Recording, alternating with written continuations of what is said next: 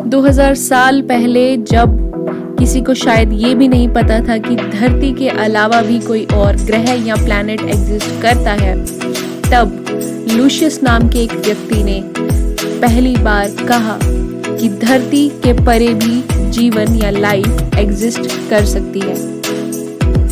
स्वागत है दोस्तों आपका हमारे चैनल पर। आज की वीडियो में हम बात करेंगे कि क्या एलियंस एग्जिस्ट करते हैं या नहीं, क्या धरती के अलावा भी कहीं और जीवन है या नहीं।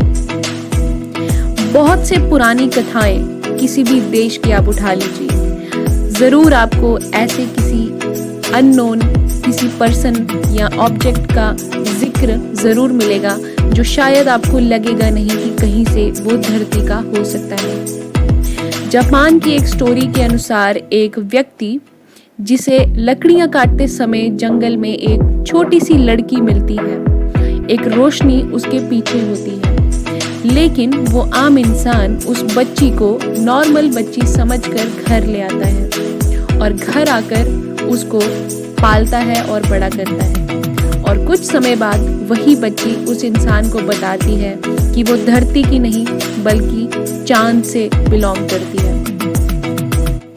दोस्तों, जिस तरह आप और हम इच्छुक हैं ये जानने के लिए कि क्या एलियंस वाकई में एग्जिस्ट करते हैं, उसी तरह से बहुत दशकों से अनेक साइंटिस्ट ने ट्राई किया कुछ ना कुछ यूज करके कि क्या वाकई में कहीं और लाइफ एग्जिस्ट करती है। पहले मौका था चांद को ढूंढने का, फिर उसके बाद चांद के ऊपर लाइफ को ढूंढने का, और उसके बाद बाकी ग्रहों की तरफ साइंटिस्ट ने खोज शुरू की। उसी तरह 1870 में कोई और व्यक्ति, एक साइंटिस्ट, जो टेलीस्कोप से देख रहे थे मार्स को यानी कि मंगल को, और देखते देखते उन्हें ऐसा लगा कि जैसे कुछ नालियों जैसा या ड्रेन्स जैसा मार्स के ऊपर कुछ बनाया जा रहा है।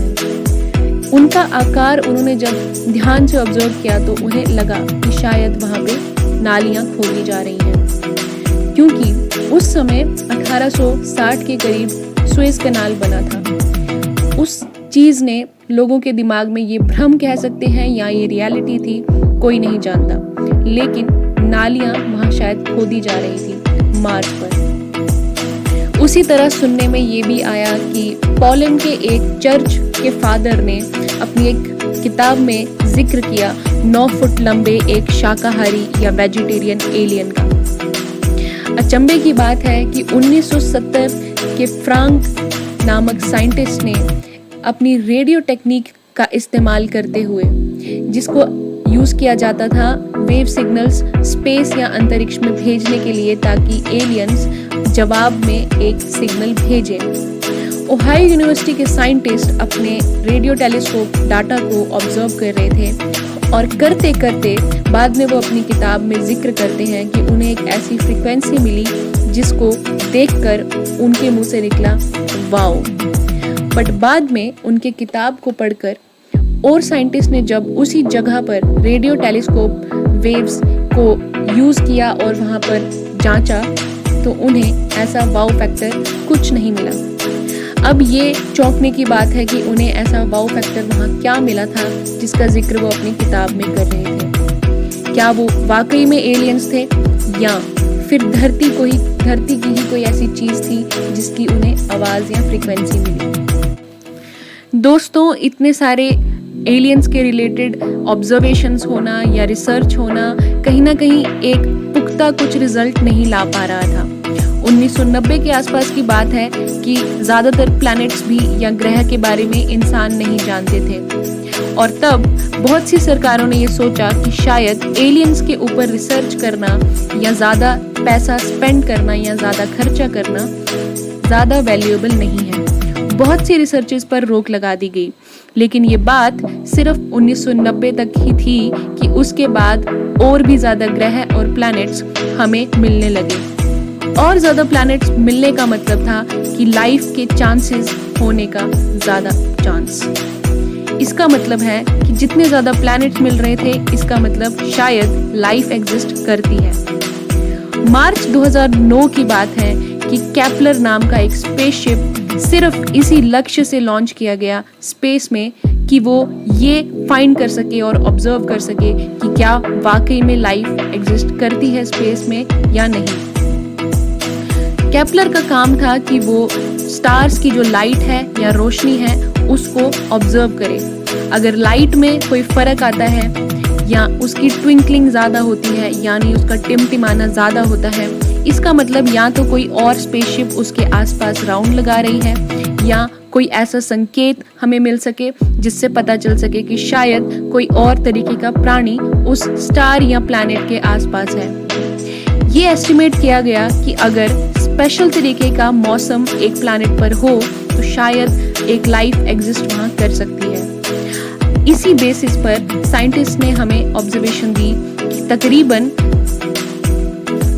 30 करोड़ ऐसे प्लैनेट्स या ग्रह की पॉसिबिलिटी है कि लाइफ वहाँ पे एग्जिस्ट शायद करती हो।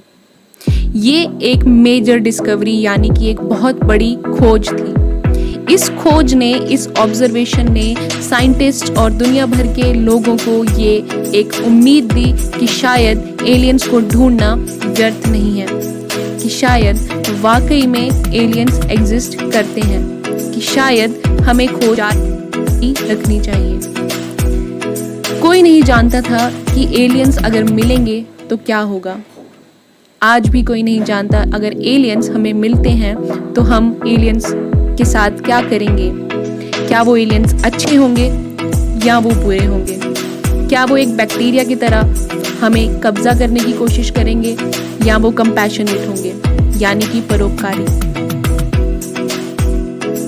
बहुत से लोगों का ये कहना था कि शायद मैथ्स या गणित एलियन से बात करने की एक लैंग्वेज हो सकती है। ऐसा कहा जाता है कि गणित शायद ये क्षमता रखता है कि वे एलियंस से हमारी बात करा सकता है। मे बी एलियंस जो हैं हमारी तरह कंपैशनेट थे या हैं, मे बी वो कैसे होंगे हमें नहीं पता। कुछ कहते हैं कि शायद वे एक वायरस की तरह हो सकते हैं जो हमारी धरती पर कब्जा करे। कुछ कहते हैं कि शायद वो अच्छे इंसानों की तरह भी हो सकते हैं। ये जानना बहुत ही सस्पेंसफुल रहेगा कि क्या वाकई में एलियंस अगर एग्जिस्ट करते हैं तो वो कैसे होंगे। ये जानने वाली बात होगी कि धरती की तरफ से एलियंस से कौन बात करेगा। क्या वो अमेरिका जैसा बड़ा देश होगा या यूनाइटेड नेशंस? कोई नहीं जानता। इसकी प्लानिंग शायद अभी तक की ही नहीं गई है कि एलियंस के मिलने के बाद क्या होगा। लेकिन क्या वाकई में एलियंस हमें ढूंढेंगे पहले या हम एलियंस को? ये एक देखने वाली बात होगी। आज का वीडियो आपको कैसा लगा हमें कमेंट्स में ज़रूर बताइए। आपको पसंद आता है तो हमारे चैनल को ज़रूर सब्सक्राइब कर लीजिए ताकि आगे आने वाली वीडियोस आपको मिल सके। Thank you.